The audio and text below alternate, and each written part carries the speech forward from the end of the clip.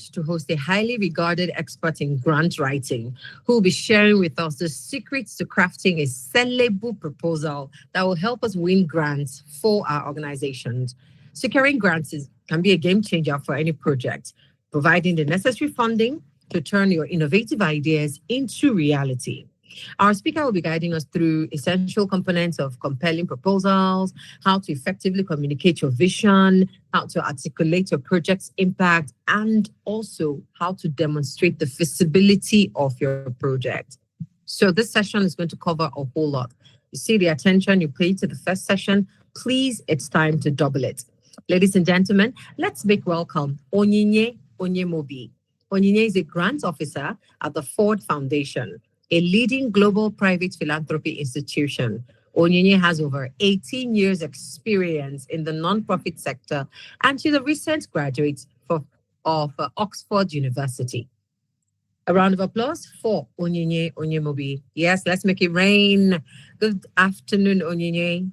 Well, it's still morning though, but hi, is she here? I'm here. Can you hear me? Fantastic. Good to see you. Good afternoon, and good afternoon, everyone. Thanks for having me. It's a pleasure. Okay. So, I don't know how you want us to proceed. I already shared my slide earlier, but I can also talk through it while I don't know if there's someone to project or something, but I can speak through this slide as we go. So thank you, Uju, for the introduction, and thank you, Dominion City, for inviting me. As I would usually say, Dominion City is home, and half of the things that I'll be talking about today, I learned because of the push that I got from the house. And so this is for me a way of giving back and sharing everything that I have learned over the years. So feel free to interject, put your questions in the comment section, and ask me anything as long as the time permits us. So I am a grant maker. That's how you describe the profession that I belong to. And grant makers are those whose professional life is to read through proposals and make grants. Grant makers are not just restricted to grant making. They also look at opportunities to shape and make changes. So they are like thought leaders. I'm saying this because I'm mindful that this is a career summit and that some people might also, beyond trying to learn how to write grants, they may also find interest in this area of work. So grant makers do not just give grants, they are also subject matter experts. And they try to follow the trend, follow issues, so that they can understand the proposals that they receive well and be able to guide people who implement those projects in a way that will cause change. The essence of grant writing and the essence of social enterprise is to happen in society. So if the grant is not speaking to change in any sphere of society, it's not appealing to the grant maker and is a waste of time to the implementer. So I wanted to put this out so you can get the context for which I would describe everything else that we'll discuss today. So because we don't have a lot of time, I would just, and I'm mindful that we also have mixed people in the room. Some people are far advanced in terms of their knowledge of proposal writing and receiving grants. Others are still at the very pedestrian phase. So I would bring it down, but I'll mix it up as I go. So we will cover what a grant looks like. I will also try to create the different explanation between a not-for-profit and a social enterprise, because I also know that this is being organized by the Social Enterprise Center. So understanding what does a social enterprise need a grant for versus what a nonprofit need a grant for. I'll try to create that balance. Then how do you plan to write your proposal? What are the action steps that you can take? What do you need to do to submit it? And then we would wrap up after question and answer. So because this is also in Dominion City, a spiritual home, I want to also build it around biblical understanding of what God desires of us as enterprise, as business people, as non-profit leaders, as change makers, as professionals. And that is the basis for everything that I have gotten in my own journey. I enter the space as a Christian, I do my work as a Christian, and I get results as a Christian.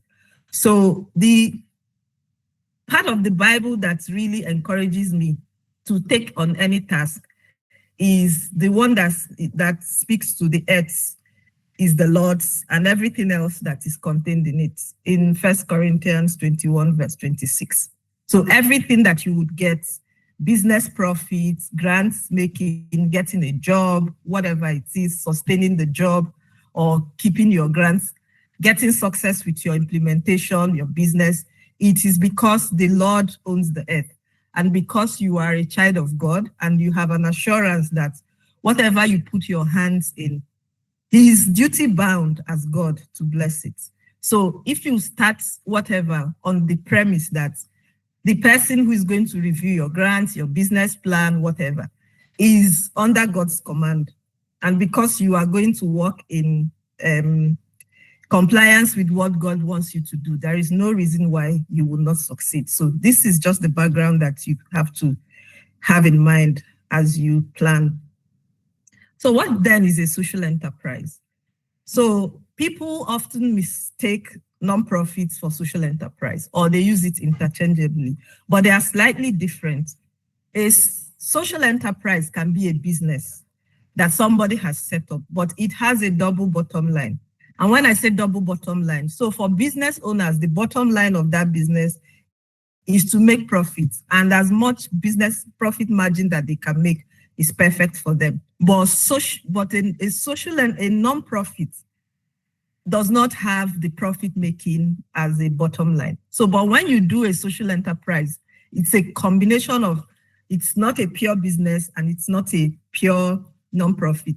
So it means that you're doing business, you would make certain profits from it, but you also give back to the society using the same model of business. So the way that you write your business plan or business proposal is different from the way you write a proposal for a social enterprise. Again, just to reiterate, the purpose of a social enterprise, of a business, is to maximize profit. The purpose of a social enterprise is different. It is to touch life as well as making profit. So unlike charities, charities are purely for free. You don't set up a nonprofit with the idea that you're going to make money. You would make money because God pays everybody who does the work. Humanity also owes anybody that touches humanity. It's a principle. So if you're giving service, you're running a nonprofit, the idea behind it is not so that you would make a lot of money. It's more sacrificial. It's like pastoring. So you're going to make a lot of sacrifice, but in return for it, there will be a reward. What that reward will be for you may not exactly be profit. It may be anything else, but it will also be rewarding and fulfilling for that person. So I've retreated that social enterprises generate revenues, and they also use the revenues that they generate to pursue social causes. So you see like big brands like Dark and Lovely or any other international brand, Nike. Sometimes they say, 25% of the profit that we are going to make on a particular product will go to support people in distress, communities that are affected by hurricane, whatever they choose to do. That's the social enterprise arm of their business. It's giving back. And some people look at it as, corporate social responsibility. But that's also a bit different. But my point is, if you set out to do a social enterprise, what you're saying is that I am willing to use half of the profit of this business to pursue specific projects or specific goal in a community. Let me give an example. If your social enterprise is about reducing the cost of housing because you feel that people in Abuja struggle with paying rent, instead of becoming a real estate or a real estate professional, whatever it's called, and your idea is, let me go into real estate because money is there. That's what a business person would do. A social enterprise person would say, how do I make houses affordable for people? Instead of paying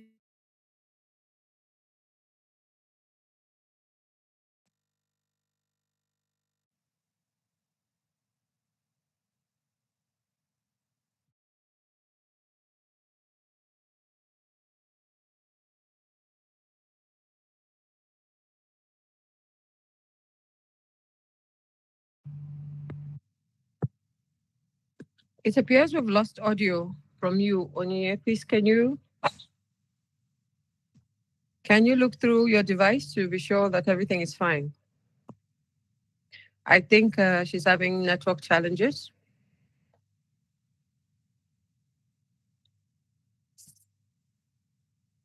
I think the speaker is experiencing some network difficulties. But please, if you have been following so far, kindly indicate if you've been getting value so far with what she's been saying. Please indicate so that we're sure you've been hearing her all along. Okay. While we're trying to get her back, somebody's asking, thank you so much, everybody. Thank you for indicating, yeah. While we're trying to get her back, somebody's asking if we'll be getting the recordings. Of course, you will get the recordings. We'll also like to encourage you to join the platform, the Career and Enterprise platform. If you check through the emails you received, you would see a button for you to click and be a part of the community so that you have all of the recordings from the first session and the second. Onyinye, are you back? Fantastic. Can you hear me? Loud and clear. Welcome back. Okay, sorry about that. Yeah, so I was explaining that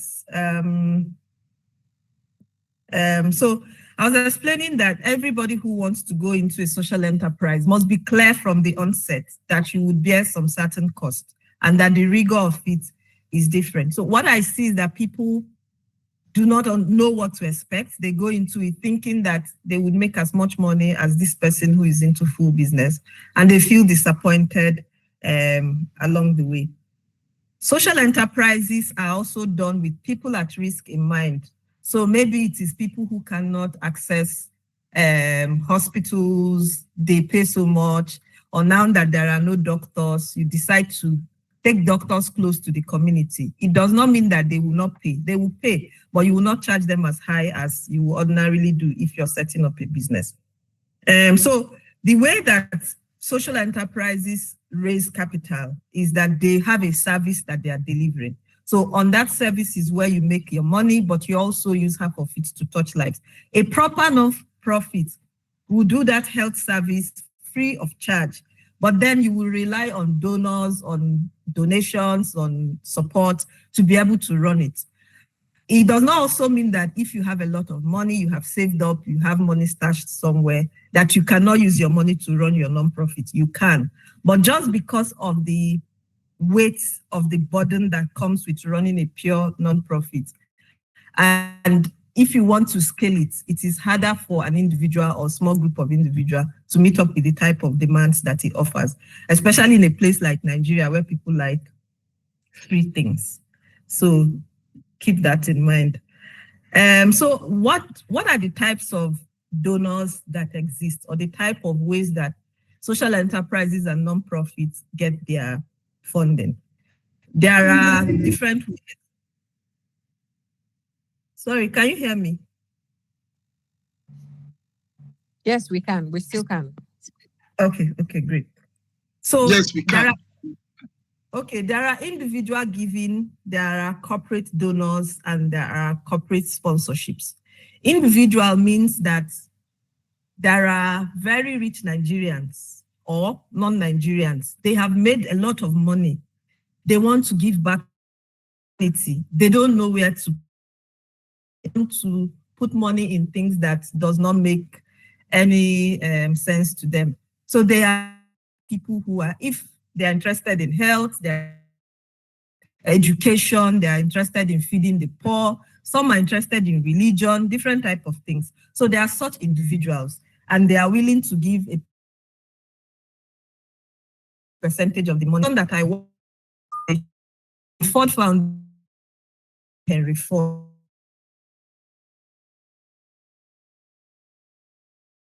He, at one point in his life, thought that he had made so much money and he needed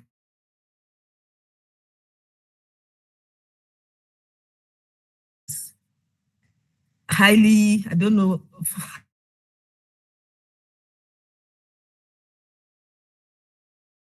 they've hurt people in that process. Or capitalism is what it is. So some people may have to suffer for you to make profit. But I think that at some point, when people have broken even and they have made a lot of money, they start thinking of repairs, reparations. How do we give back?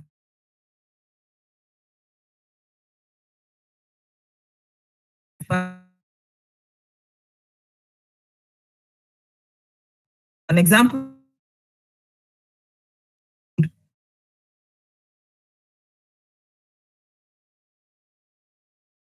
if you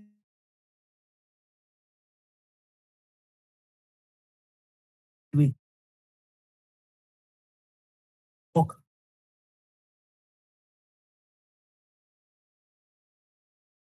connect you with those bringer angels and they can support your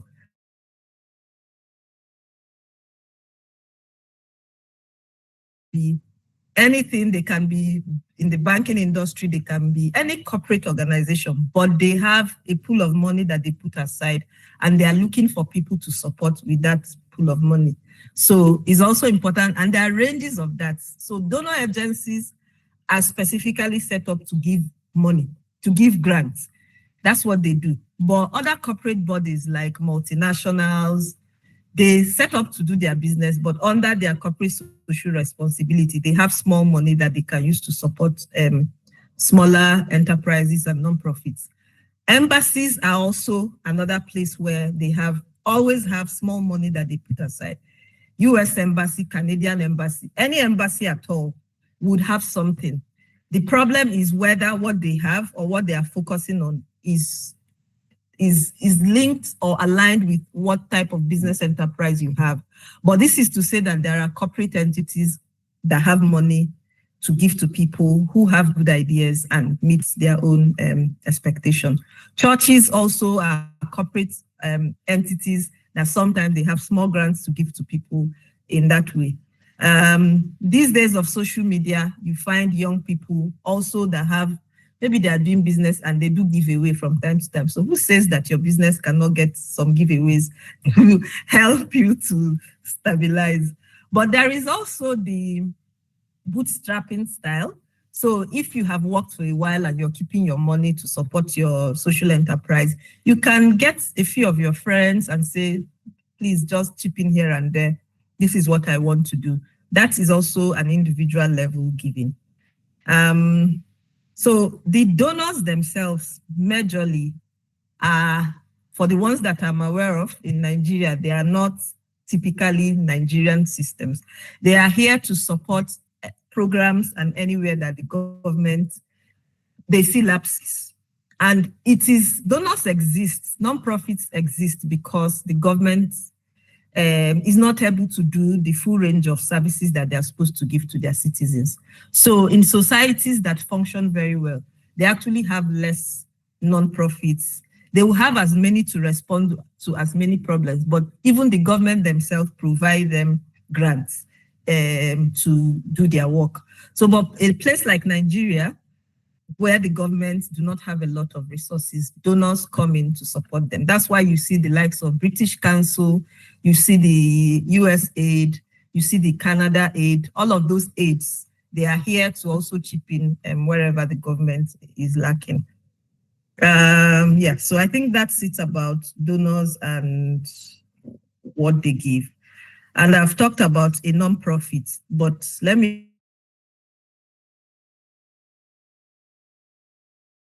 or socially beneficial organization. So you cannot be setting up in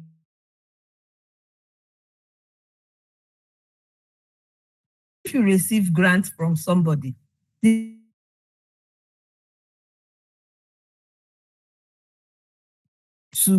use grants that you collected to also sell a product that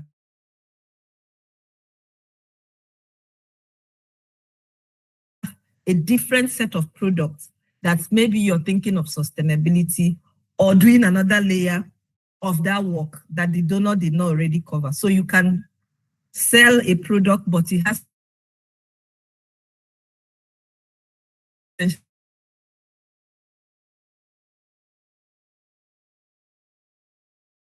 a non-profit might serve as a religious organization. It might be scientific, it might be educational. Some people work in prison. There are people who look at climate change.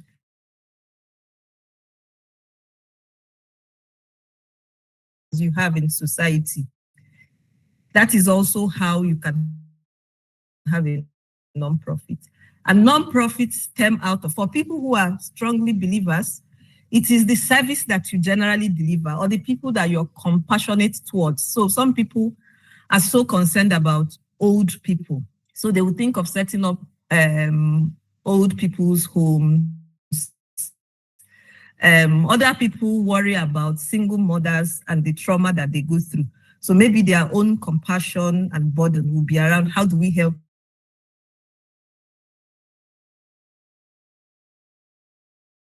the store. So whatever it does, unless you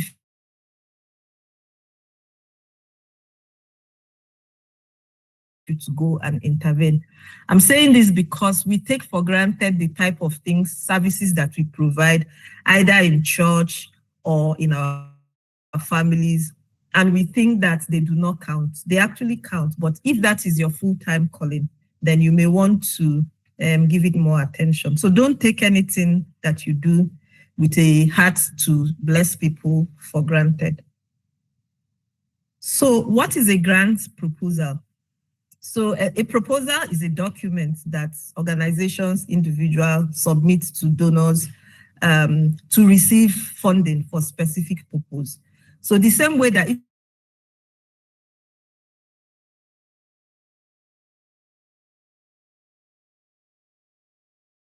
there's a document,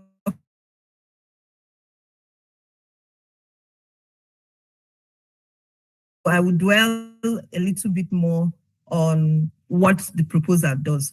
So your grant proposal helps you first and foremost, to structure and streamline what you want to do. It helps you to understand the space and the sector that you want to work. The reason that this is important is that because nonprofits or social enterprise are born out of compassion, it comes from emotion. It's not like business that you can just go and make your money. You don't care how people are feeling. This one has to do with you're really burdened about people's feelings and concern. The tendency that you would flow so much so that you might likely burn out if care is not taken. And that problem will still persist because societal problems are described as wicked problems. They are usually complicated. So it's not something that even one person can address.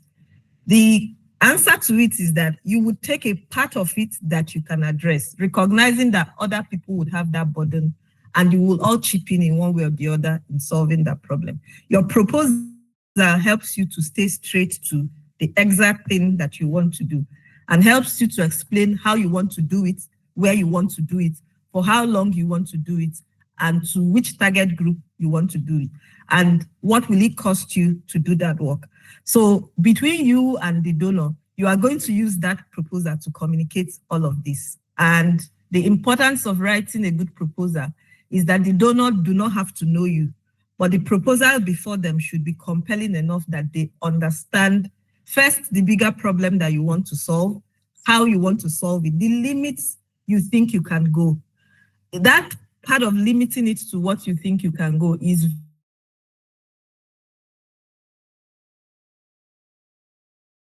Nigeria. And this is a new organization that just started 5 years ago. Our operating budget is below 5 million naira, and I'm aiming to change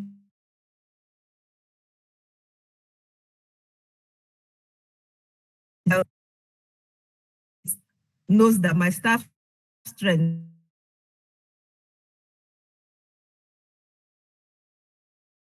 to address the big problem in Nigeria. Even in your small community, if we count 5 houses,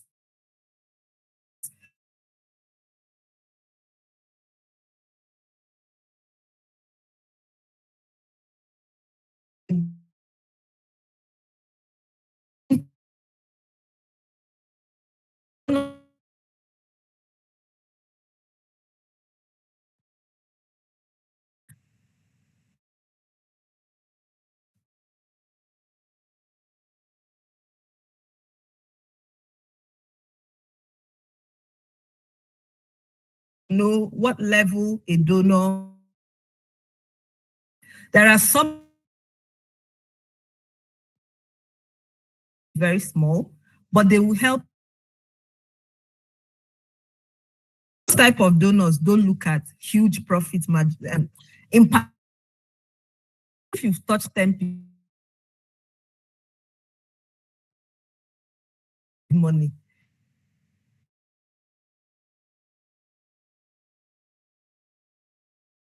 lives, 30 states. If is into you will something is to get that grant at first. So explain the purpose of for a grant that you need for your work. And in addition to, if you get a grant from a credible organization, it is strong credibility and it is like an endorsement, and it helps other donors to know that you're somebody to rely, that can be relied on. Again, because donor or donor support is like free money. The only thing you do to get it is your proposal and the evidence of good work. They don't also chase people to say, like bankers, if they give you loan, they will come to your business, they will check, they will pursue you. No, donors give you on the basis of trust. They will not chase you around. And so the tendency that people use that money for other things is very high. And once you lose that credibility of trust, you've lost everything. But if a big donor if they've given you money once, the tendency that every other donor, and usually they will ask you whose support have you received before? It helps them to know, okay, where should we place this person? If we wanted to give this person, like say, let me give an example. If we wanted to give you 1 million, should we give you 50K? Let's even trust you with this 50K. Then if you show good work, then we can increase it. But if you have credibility already, then they can just close their eyes and give you substantial money to help you do your work.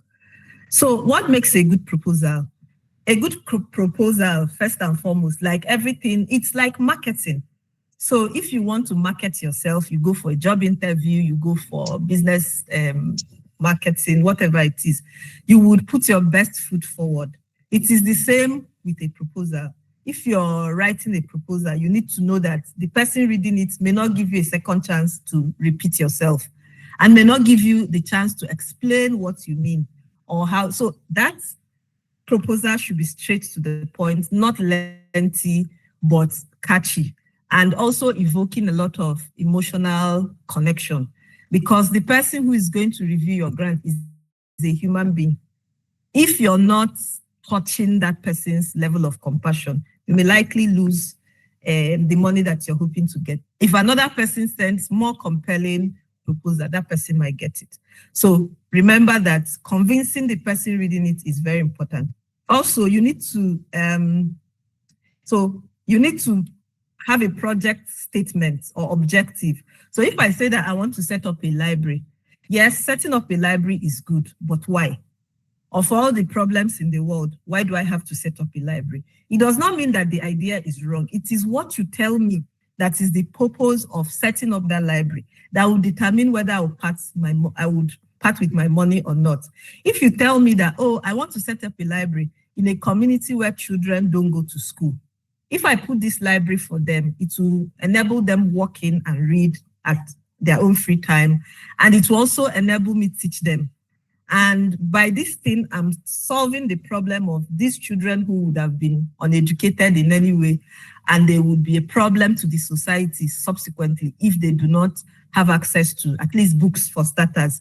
If you create a picture that makes me see that, these children will be potential risk if we do not do something now, you would lose me, because I'm like, people are hungry. I beg, let's feed them. So the sentiments of how the donor would feel as they are reading your work is important in the logic that you frame as to the statement of why you want to solve that problem. You want to do the project. What is the objective? What is the mission? So it's good to state all of that clearly. And it's also good to define reasons for seeking funding. So I'm seeking this funding because I already have 70% of the money. I already have books. I just need to buy chairs and table for the students. So I know that you're serious. You've looked for some money, but you now need chairs. So sometimes donors will say, oh, this person has good heart. He's already doing something. Chairs and table will not be enough. They can say, do you need fan? Do you need AC? Do you need TV? The children, they will need snacks. So that's how one person gets additional what they did not ask for, and another person does not get anything at all. Also remember that the donor is part of the society where they live in. They move around like you and I all the time. So they know what the issue is. So be genuine in your requests. So some people will come and say they want to go to fight Boko Haram and they want to use helicopter and all kinds of unimaginable. And you're talking to somebody who's done far much research than you in that space. So as soon as they look at it, they're like, this one is not ready to work.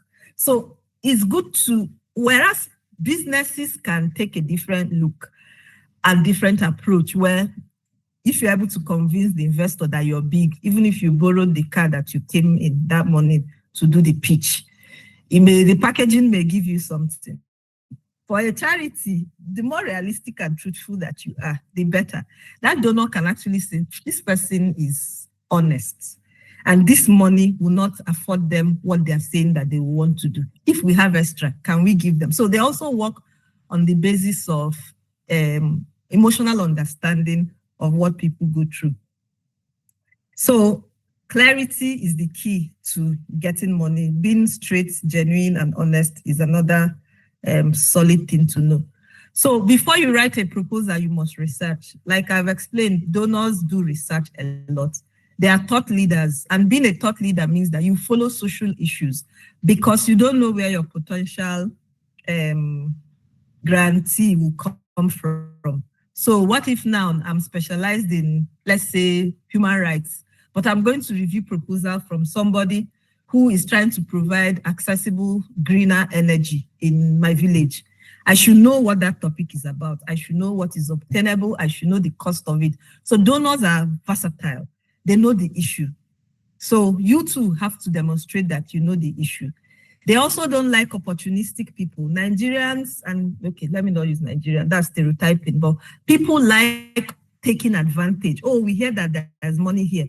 They jump in just because they want to get the money, not because they want to make a change. If you really want to make a change, you must know the trying to solve. And you must have been able to think through how will this problem be solved. So it's one thing to theoretically think that a problem will be solved in a certain way. It's another thing to actually practically look at what has worked, what does not work, so that you don't waste people's money repeating something that will not work. The principle that I use is to say, if you have your own money, the only money you have now is 100K. If I say invest this money in something, the way you will think about that money is different from, oh, somebody dashed you money. You got and spend it in the way and money. Realize that every time you receive a donor funding, it is an opportunity cost for somebody else who would have used that money effectively. If you take that money, it means that you have to give account, not just to the donor, even to humanity, because exactly what the politicians are doing, collect money, collect contract, they don't do it. And we see the impact in the longer term. If your own goal is to just succeed, you don't care if that project you want to do is going to make an impact. You're actually contributing to creating bigger problems in the society. So it's a more deeper, serious type of work than we usually would assume that it is. So like I say, I do it with a lot of Christian values and a lot of understanding that people are suffering, and if you must drop a kobo, it must really be worth it. So do your research very well. Go on Google, research that topic. Everything you need is already out there in the space, but make sure you understand it. So let's say you found a couple of donors in Abuja. There are many of them, by the way, and you want to send them a proposal. What is the way to do it? The first thing is, I have said you research. The second thing is that different funders or donors or corporate bodies look for different things. So you must be able to also research on who funds my type of work. Maybe you're working with teenage pregnancy, you're working on teenage pregnancy. A donor that is working on democracy will not answer you. So it requires also good understanding of that space. Who is funding teenage pregnancy? What exactly are they funding? You need to have that information because you need to tailor your proposal to meet their own goal. Donors have objective that they want to meet. So because they want to meet that specific objective, they want to see that every grant that they are making is helping them achieve the bigger impact that they want to make. So if you want to subsidize fertilizer or you work in agriculture and you come to a donor that is trying to do good governance, and good governance is that they support elections, election monitoring, judiciary, no matter how compelling your proposal is. I know they do agric. I don't have money for it. So that's the thinking. You don't waste your time submitting proposals to the wrong people. You must always do your research well to see that your interest and the donor's interest clearly align. The other thing is, I've said, what is the grant idea? What do you need the funding, the support, the donation for? How does the funder see themselves in their story? So there are two other ways that you can also write your grant. If you feel like, no, it's not if you feel like, we're all human beings. So that thing that affects another person will affect a donor. Like me now, I grew up in Nsukka. I am now in Lagos. I'll probably travel outside of the country, but I'm inherently that girl who came from Nsukka. So if you're writing to me and you're talking to me about something, maybe it happened to my auntie or my sister, I can relate because I know what that means. So people write to donors with the thinking that you're writing to an entity. So no, you're writing to a human being. So you must always keep in mind that that donor may understand what you're saying and may be compelled to respond to you. But the catch is that you have to always write it in a way that shows the human side. What is the human side? If you're building a house as a social enterprise, or you're helping poor women get land to do their agriculture, the human side of that story is that, tell me about that woman in Abakaliki that is about to lose her children because she cannot get land to plant. I know of women like that. But if you tell me a loose, bogus story of how agriculture will flourish, it's not my business. So my point is that a donor may actually not have money for your area of work. But if what you say is so touching and so compelling, they can also help you look for who else is in the sector that can provide you with that type of support that you're looking for. Again, what you can go to a donor for: information, because they may know where the resources are. Don't always think of money alone. Think of information, think of materials, resources, referrals. So don't go with the mindset of, if I don't get this money today, that is the end. No, go with the mindset of building a relationship. It must not start and end with a proposal. If the proposal doesn't work, can I learn about what else you fund? Can I learn about who else fought? So again, bottom line, they are human beings, they understand. Build relationship as much more than you need money. Money will then follow the rest. So I want to talk about another Bible passage that helps me or encourages me. The Bible says that if you believe, you will receive whatever you ask God in prayer. Whatever you need. Me, the way that I function is that if I write a proposal, I've done my research, my hard work, I've done it. but I will bet it in prayer, because it is God that guarantees that your effort will be rewarded. So know that faith is the fundamental. Some people don't even write as much good proposal as I am explaining, but the favor of God going ahead of them would touch the heart of whoever is reading the work. So it's not just a factor of I have written. It is a factor of I believe, and I'm calling it forth, and I know that I will get it, and I'll give it my best shot. So keep this in mind, that prayer is another tool that should accompany your proposal. The complexities of grant writing is that, like I explained, every donor in Abuja, you have USAID, you have MacArthur, you have British Council, you have all other different types of Canadian Embassy and all whatnot. So, and they all have different things that they're looking at. They also have their own different standards. So first thing is, if you send a concept note to a donor, if they like your concept idea, they will ask you to send a full proposal. Other times they will call for proposal. If they call for proposal, you send in your proposal. However, they have templates that they use to request for specific grants. So don't use copy and paste. Make sure that whatever you're writing suits that particular donor. The gray area is that one donor may be interested in you speaking this way, another donor would be interested in a different style. But the major standard is that it has to fit their objective and their mission, and you have to clearly say what it is you want to do, and the change, how change will happen in that process is very key. Okay, I don't know when I need to stop so that people can ask questions, but I've said that no one size fits all. So you have to check at what level does that donor play, what kind of money. So some donors can give as little as $5,000. Another one can give as big as $300, $500, $1 million if they give dollars. Those who give naira can give any range. So look at where you fall in and understand the donor that you want to talk to. Okay, so let me just run through so that we can take questions. Reading is part of anybody who does social enterprise. You must read, you must follow the news, you must understand the issues, and then you will write. And when you have written, you have to answer those questions that I already said before. And finally, your proposal should contain a title page. It should have an introduction. It should have a narrative, project narrative. It should talk about your organization and the personnel that work for you. It should talk about your budget and the time frame for the project. So thank you, and God bless you. All right. Thank you so much, Onyinye, for that. I like that it was straightforward. Can we give applause? Let it rain in the comments. Thank you very much.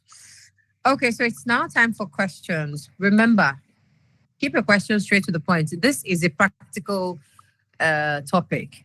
You know, it's practical, like she has mentioned, talked about how a business can actually be something for social works as well. So that means that if you're already running a business, you can ask for guidance on how exactly you can still put your business out there and put out the social responsibility part of your business and still qualify for a grant. A lot of questions I'm expecting that would have. So please, but just show of hands, by show of hands, I see Michael. Do we have, I would like to know how many people have questions now. Raise your hands, please. Fantastic, Dara, again, good to have you. So that's 3 questions. I would start with Michael. Straight to the point, if you don't mind, so that would conserve time. Thank you so much. Michael, please unmute and ask.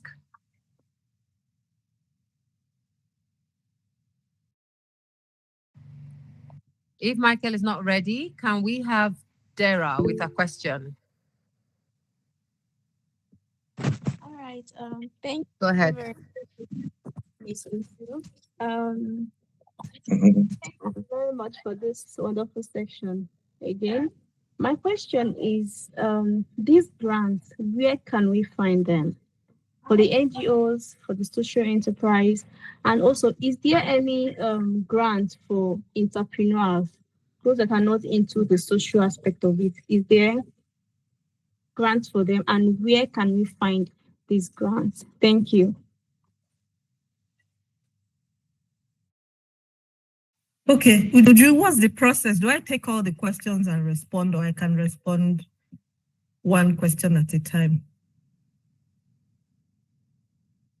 Hello, can anyone hear me? I can hear you. Okay, great. Let me respond to your question. Where can you find grants for your business? That's the question that you're asking. And where does entrepreneurs find money? So there are they call them angel investors that are interested in supporting entrepreneurs, and they're interested in supporting your business. But they would do it like the way they would do typical profit-making business. And those ones exist.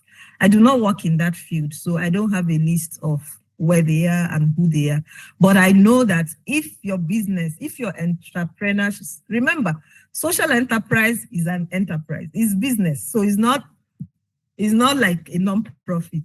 I know about an organization, it's called Acumen. If you Google it, Acumen is ACUMEN. They train social entrepreneurs, they do call for fellowship, and they provide money for people. So they will train you, they will make sure that your business is watertight, and they will do pitch sessions for people. So those ones are there. Where to find grants? Research is your best catch. Go online, ask this question you're asking me. Depending on, I don't have the details of your business, so I can't even advise. But if you go online, put the exact type of business. Where do I find grants for my agricultural business? It will give you some options. Then you start from there. Where do I find grants for my daycare for children? It will show you organizations that work on children. So let me also say that you may find that an organization's work, they will summarily say online, we work on children and girls, we work on women, we work on farmers. But it doesn't tell you the details of what they do. They would always have their email address or contact us or something. You can write to them and say, I need information on XYZ. If they have bandwidth, they will definitely respond to you. But take time and make a list of things that you know, or people that you know, or businesses that you know that are more inclined to supporting the type of things that you do. I know a lady that does recycling. So she picks bottles. Her business is actually waste management. But from there, she started saying to herself, where do we use this bottle? She's called EcoCycle and she's in Abuja. How can I use these plastic bottles that constitute nuisance to creating social change? She used bottle plastic to build a house for people in poor communities. And guess what? Donors will support her, those who work on climate change. So I say read research, because every problem you want to solve, there's a bigger global problem and there is a global funding responding to it. So that's how you start to look for grants. Okay, next question. Thank you, Dara, for that. Thank you. We have Michael. Are you ready now? If you're not, yeah, can you hear me? Go ahead. We can hear you, Michael. Please go ahead with the question. Okay. Good day, Onyinye. How are you? Fine, thank you. Yeah. Okay.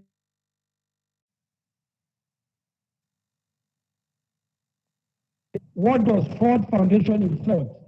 I mean, what is the scope for Ford Foundation? And secondly, grant writing. I don't know, do you run, because I know it's beyond just this 30 minutes we have spent, you know, and I know that there's a lot that goes into it. The expertise to write and deliver a grant It's not just something you pick up from the shelf. It's something that you really grow. I don't know whether you have a place you can recommend where one can get something, a training, or can get that capacity to really deliver. You understand? Yes, thank you. Okay, thank you, Michael. Ford Foundation is an American philanthropy. They've been working in Nigeria, but they have presence in 11 countries. They've been in Nigeria since the 1960s, and they've covered a range of things over those years. But every donor work at least minimum of 10 years in a particular area of work, and they will review their work between 3 to 5 years to check that they are making impacts. If they feel that that money that they are putting down is not going to give them results long term, they can shift from that strategy to something else. So the donors don't stick to one particular thing over time. They will check it, they will check if change is happening. If it is not, they will not waste their money. So for example, Ford is a social justice organization. And by social justice, I mean that they work on any issue that make one human being feel bigger than the other human being. What it means is that if poor people cannot access water, they cannot access food, they cannot access good health, but they work at the bigger level. They don't work at the granular level. So in Nigeria, Ford will look at governance. Why is it that Nigerians don't have food? It is not to support individual farmers. It is to say, what can we do to the Nigerian system that will enable citizens to have food? So having good leadership may be one of it. The other thing would be, so for us, we work on gender. And gender, again, if a donor like Ford is so streamlined to a tight area of focus, because they want to make sure that every kobo that they put in gives them visible change. They will not throw money at different things. Why would you, a business, an NGO, a small organization, do 10 things that are disconnected? Or even if they are connected, why would you start out doing 10 things with your 10 million naira? That if you choose one school and be in that school for 3 years, you would make visible change.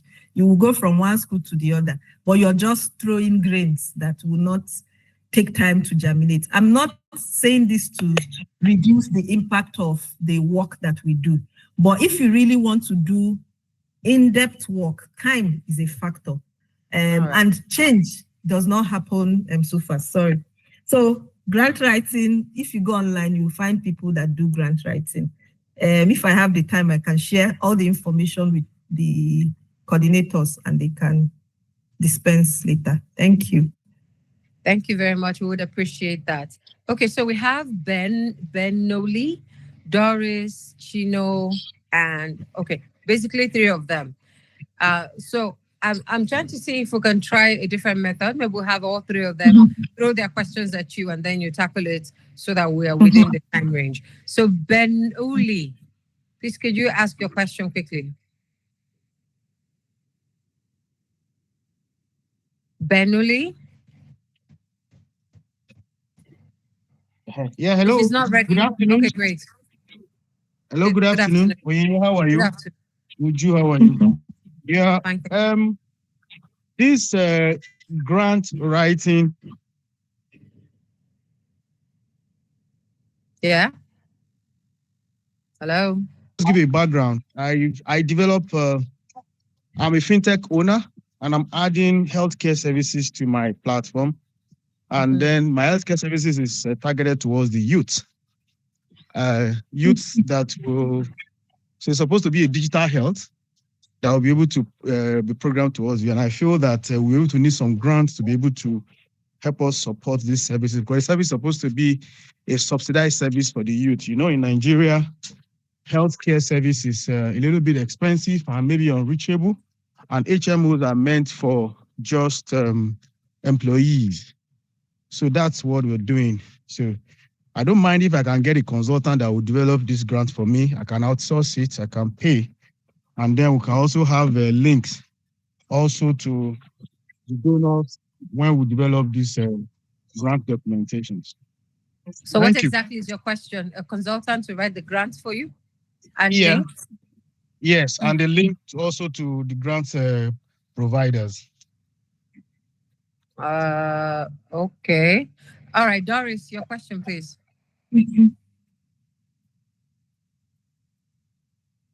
Hello, Doris.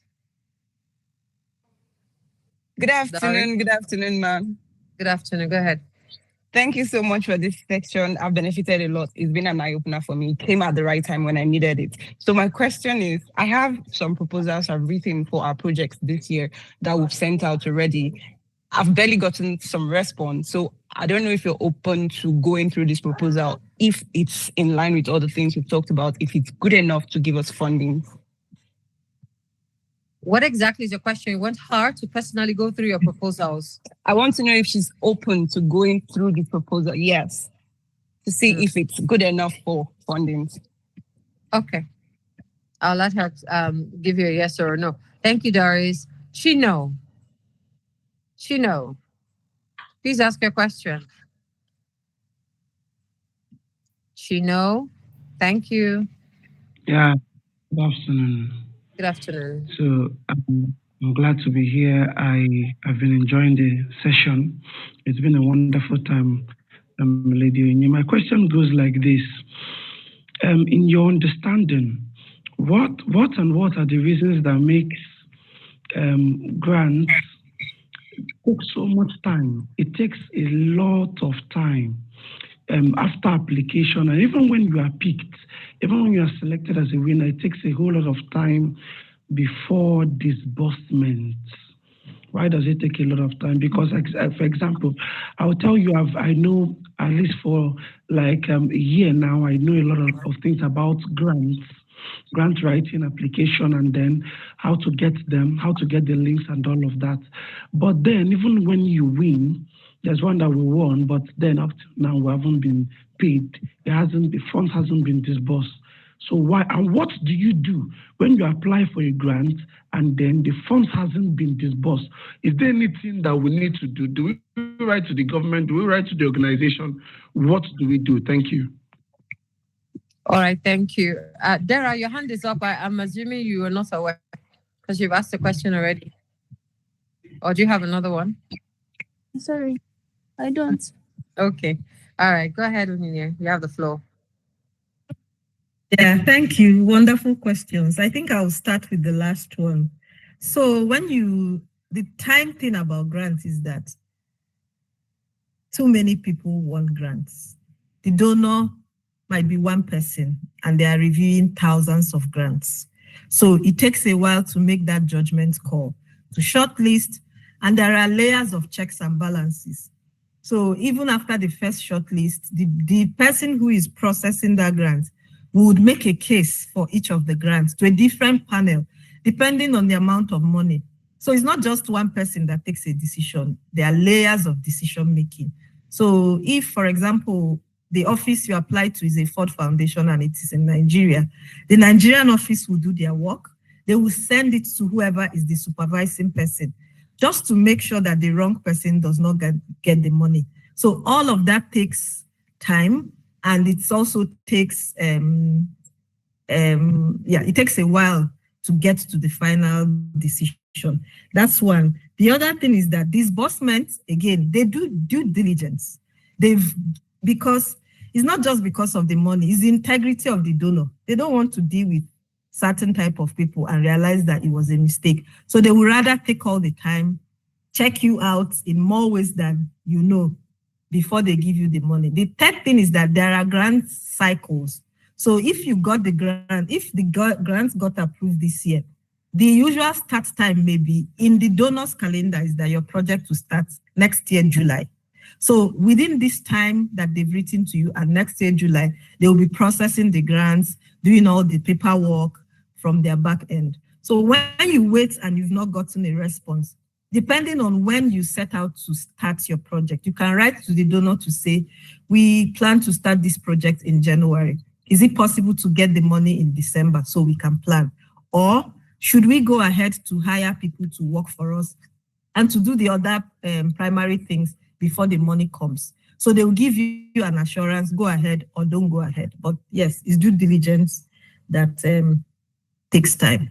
So the second question is from Doris. What does the okay? So you wrote proposals. My question is, which organizations did you send it to? Are you sure that the class you've written tailor or align with the donor's objectives?